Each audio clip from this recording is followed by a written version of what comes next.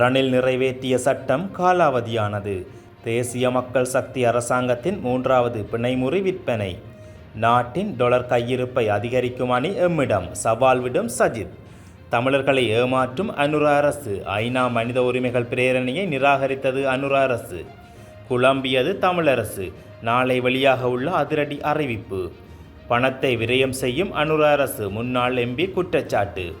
அதிக ஆசனங்களை சங்கு கைப்பற்றும். மூத்த தலைவர் நம்பிக்கை. ஹமாஸ் தலைவர் சின்வார் உயிருடன், அதிரும் இஸ்ரேல்.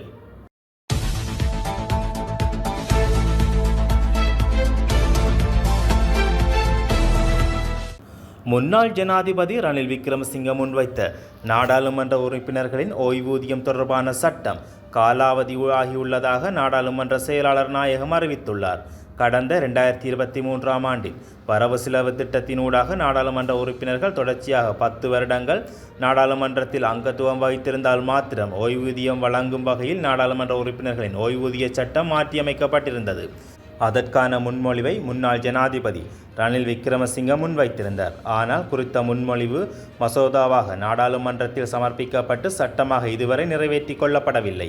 எனினும் ஜனாதிபதி அனுரகுமார திசாநாயக்க நாடாளுமன்றத்தை கலைத்தவுடன் குறித்த சட்ட மூலம் வலுவிழந்து விட்டதாக நாடாளுமன்ற செயலாளர் நாயகம் ஹுசானி சேனாதீர தற்போது அறிவித்துள்ளார்.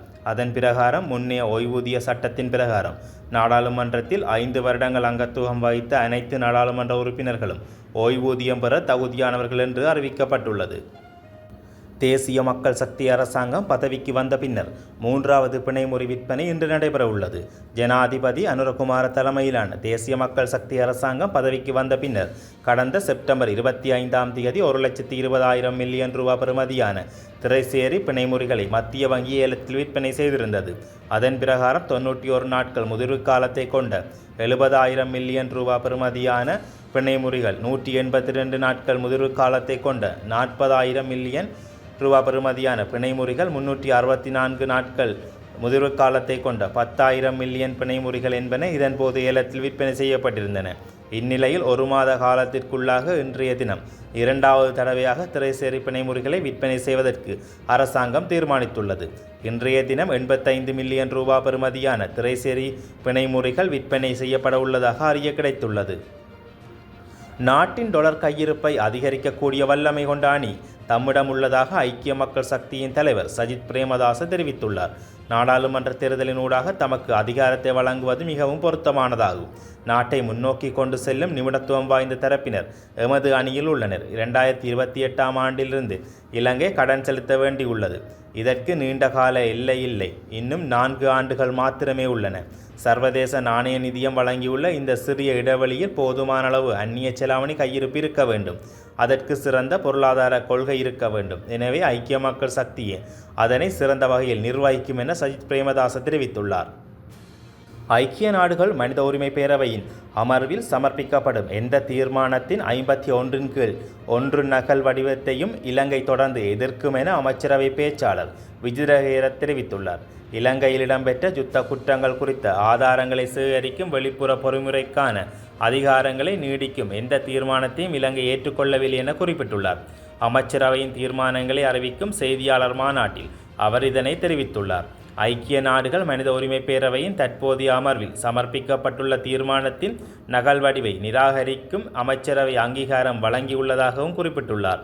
எனினும் உள்நாட்டு பொறிமுறை மூலம் நல்லிணக்கம் உட்பட மனித உரிமை பிரச்சினைக்கு தீர்வு காண்பது குறித்து அரசாங்கம் அர்ப்பணிப்புடன் உள்ளது எனவும் அவர் தெரிவித்துள்ளார். இலங்கை மனித உரிமை பேரவையுடன் வளமையான மனித உரிமை பொறிமுறையுடன் தொடர்ந்தும் ஒத்துழைப்பு, ஆக்கப்பூர்வமான பேச்சுவார்த்தைகளை முன்னெடுக்கிறது எனவும் குறிப்பிட்டுள்ளார். புதிய ஜனாதிபதி தெரிவு செய்யப்பட்டுள்ளார். தேர்தலின் பின்னர் புதிய அரசாங்கம் தெரிவு செய்யப்படும். நாங்கள் எங்கள் நிலைப்பாட்டை ஜெனீவாவுக்கு தெரியப்படுத்துவோம். இந்த தீர்மானத்தில் உள்ள பல விடயங்களை எங்களால் ஏற்றுக்கொள்ள முடியாது. மனித உரிமைகளை பாதுகாப்பதற்கு இலங்கை அரசாங்கம் நடவடிக்கை எடுக்கும். எனினும் இதற்கு காலம் தேவை. நாளை ஜெனீவாவில் இந்த நிலைப்பாட்டை தெரியப்படுத்துவோம் என விஜிதஹேர தெரிவித்துள்ளார். தமிழரசு கட்சியின் தேர்தல் நியமன குழுவினால் அறிவிக்கப்பட்ட வேட்பாளர் பெயர் பட்டியல் உள்ளடங்கப்படாத கட்சியின் முன்னாள் நாடாளுமன்ற உறுப்பினர் சரவணபவன் தனது அடுத்த கட்ட நகர்வுகள் குறித்து இன்று அல்லது நாளை தினம் அறிவிக்கப் போவதாக தெரிவித்துள்ளார். எதிர்வரும் நவம்பர் 14ஆம் தேதி நடைபெறவிருக்கும் நாடாளுமன்ற தேர்தலில் இலங்கை தமிழரசுக் கட்சியின் யாழ் தேர்தல் மாவட்டத்தில் போட்டியிடவிருக்கும் வேட்பாளர்களின் பெயர்கள் அக்கட்சியின் தேர்தல் நியமனக் குழுவினால் கடந்த ஞாயிற்றுக்கிழமை அறிவிக்கப்பட்டது. அதன்படி யாழ் மற்றும் கிளிநொச்சி மாவட்டங்களுக்கான வேட்பாளர்களை S. Sritharan, M A. Sumathiran, S C. Ilangovan, Kesavan Sayanthan, Chandralingam Sukirthan, Sureka Saseenthiran, Emmanuel Arnold, Krishnaveni Sritharan, Thiyagarasa Prakash ஆகியோர் வேட்பாளராக தேர்ந்தெடுக்கப்பட்டுள்ளனர். இருப்பினும் அப்பெயர் பட்டியலில் பெரிதும் எதிர்பார்க்கப்பட்ட கட்சியின் சிரேஷ்ட உறுப்பினர்களான ஜனாதிபதி சட்டத்தரணி கே.வி. தவராசா, சசிகலா ரவிராஜ், முன்னாள் நாடாளுமன்ற உறுப்பினர் சரவணபவான் உள்ளிட்டோரின் பெயர்கள் உள்ளடங்கப்படவில்லை.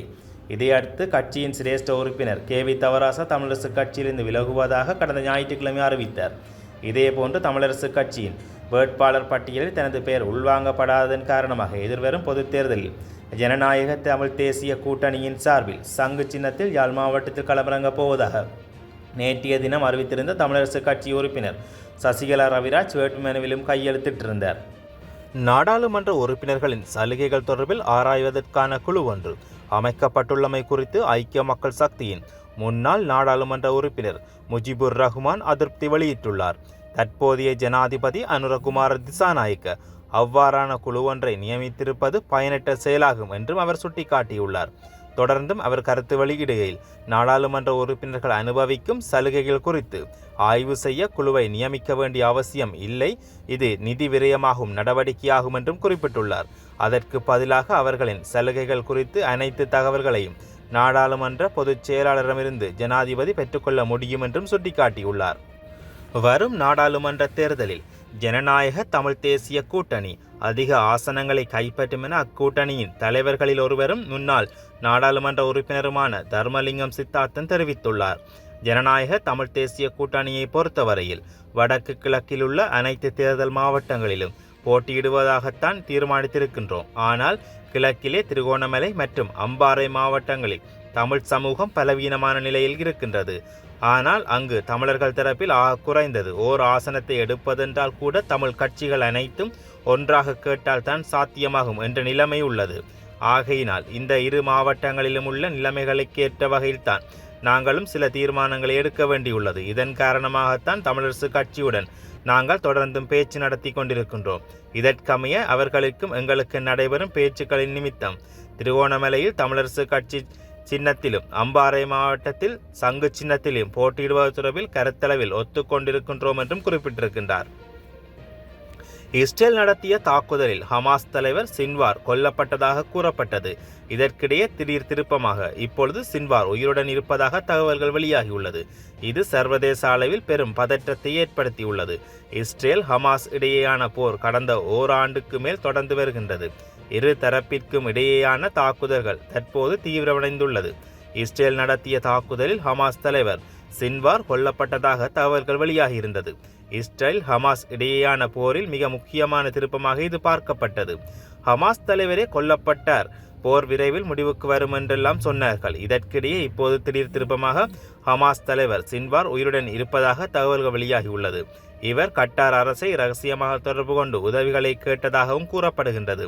ஹாசா நகரில் கடந்த சில நாட்களுக்கு முன்பு பாலஸ்தீனர்கள் தங்கிய பாடசாலை இஸ்ரேல் தாக்கி அளித்தது.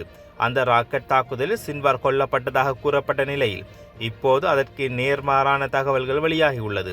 அதே நேரம் சின்வார் நேரடி தொடர்பு கொண்டதாக வெளியாகும் தகவல்கள் உண்மை இல்லை என்றும் மூத்த கட்டார் தூதுவர் தெரிவித்துள்ளார். ஹமாஸின் மூத்த தலைவர்களில் ஒருவரான ஹலீல் அல் ஹயா என்பவரே தாங்களை தொடர்பு கொண்டதாகவும் அவர் தெரிவித்திருக்கின்றார்.